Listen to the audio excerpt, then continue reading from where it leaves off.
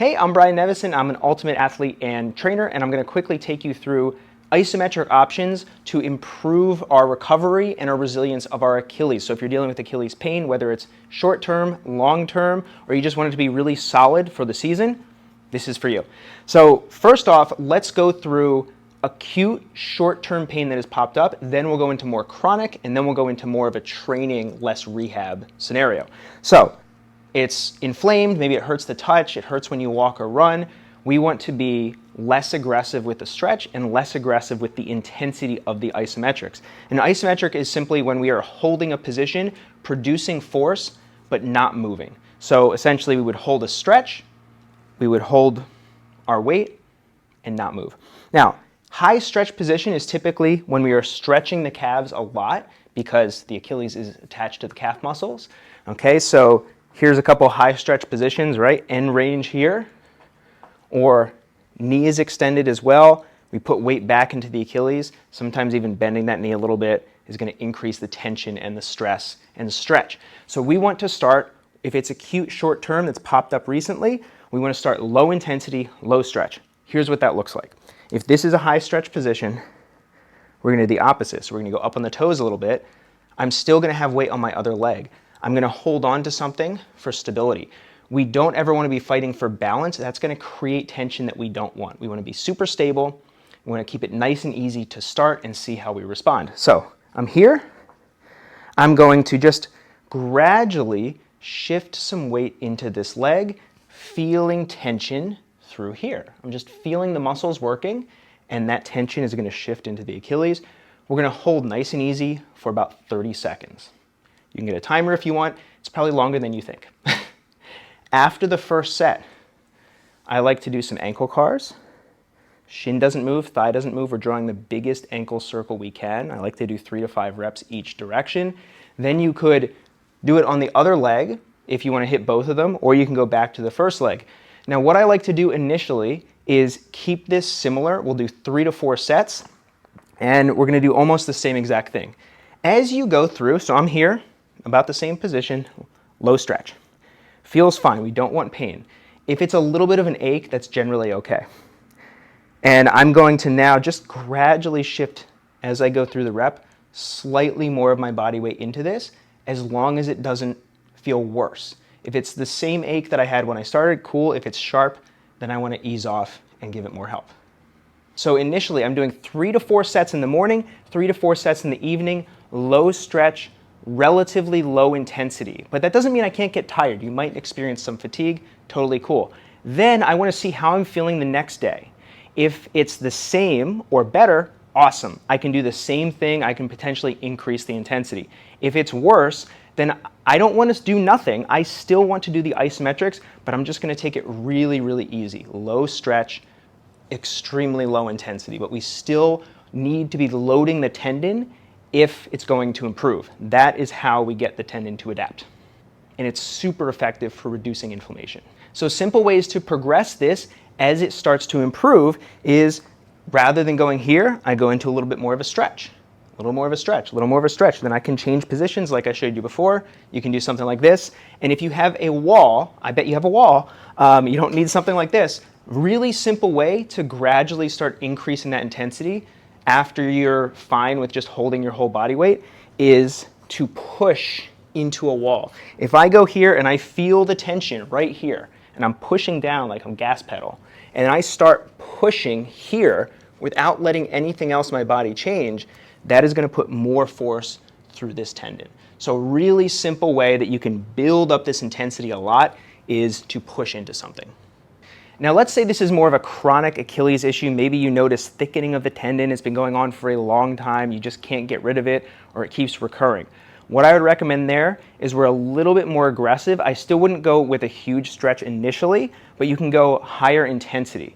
Longer term tendinosis, that tendinopathy, we need more of a stimulus to stimulate a change. That acute inflammation, if we go into a high stretch, high intensity, sometimes we can irritate it more. So we still don't want a huge stretch. Maybe we start how we did before, but we're going to put a little bit more force into it. So I might go here and start pushing, or I might just start off holding my full body weight. If that feels like you're not doing a whole lot, it doesn't create any pain, awesome. You can go into a deeper stretch, you can push.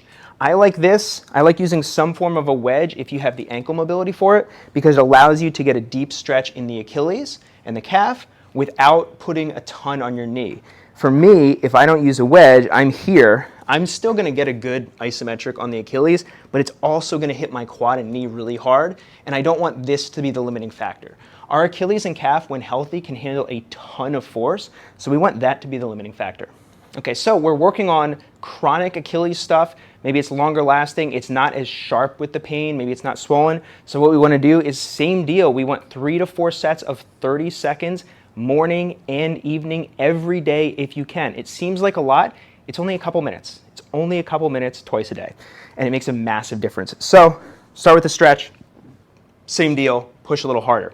Since we are pushing harder, I'm fine with some sets being 15 to 20 seconds because it is going to be a little bit more challenging and it's not quite as sustainable. But you can also work yourself up to a higher degree of fatigue. Now, as with the acute Achilles pain before, we still want to monitor this and on a day-to-day, week-to-week basis, make sure that it is getting better or at the very least staying the same. If it's staying totally the same and you're doing the isometrics, you are slowly improving the tendon health, and it takes a long time to adapt. So if it's staying steady, that is okay. Now, hopefully it does feel better. If it starts to feel worse, same deal as before, we want to reduce the intensity and the stretch of the isometrics, but continue doing them.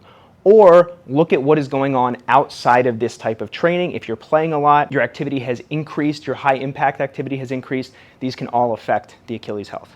Okay, so now, Achilles pretty healthy, maybe it's not perfect, but you want to make sure that it stays as strong and healthy as possible. What I would recommend, if this has been an ongoing issue for you in the past, continue to do the isometrics.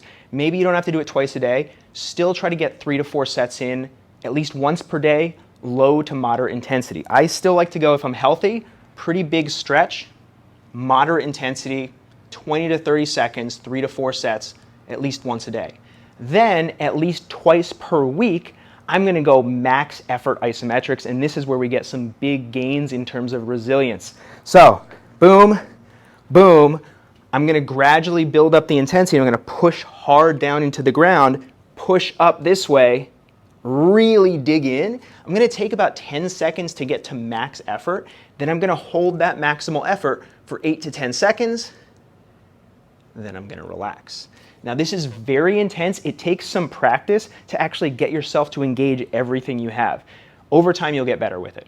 So what I like to do for that is a warm-up set at maybe 60-70% of your maximal intensity, then 2 max effort sets, and hit that twice per week. The combination of the frequent low-intensity isometrics plus the less frequent high-intensity isometrics set you up to be healthy and keep yourself low inflammation for the long term.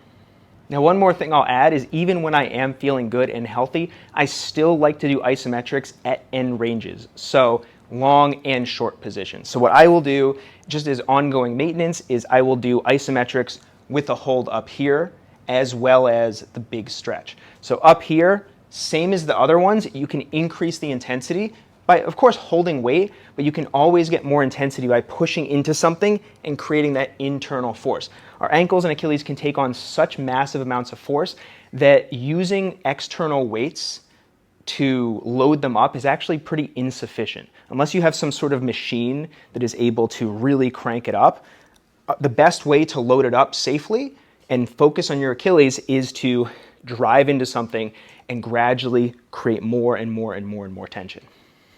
I hope this helped. Let me know if you have any questions. And remember, isometrics are the absolute best thing we can do for our tendon health. And we can always adjust the intensity and the stretch based on our own needs, but we don't want to do nothing. When our tendons do not get some sort of stretch and load, they very, very quickly degrade and get weaker. So if you just rest, when you go back to playing or back to training, your tendon is actually going to be weaker and less prepared than it was before. So isometrics can be very, very gentle initially, and then we gradually build them up.